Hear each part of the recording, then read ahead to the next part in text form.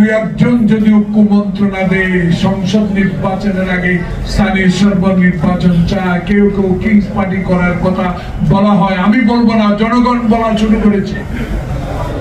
আরে আপনার দলকে আমি আন্তরিক অভিনন্দন জানাই, আসুন রাস্তা আসেন, গণতন্ত্রের পক্ষে কাজ করেন, মুক্তিযুদ্ধের চেতনায় কাজ করেন।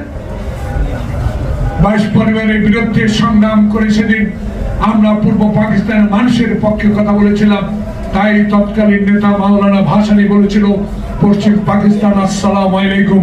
সেদিন যদি শেখ মুজিব বুঝতো পাকিস্তানের প্রধানমন্ত্রী হতে না চাইতো, তাহলে যেই নির্বাচন 70 সালে হয়েছিল 11 দিনে, সেই নির্বাচনের সংখ্যাগরিষ্ঠতা পাওয়ার পরে সেদিন আসসালামু আলাইকুম দিয়ে ভুট্টোকে বিদায় দিয়ে পূর্ব পাকিস্তানকে স্বাধীন ঘোষণা করতে পারে।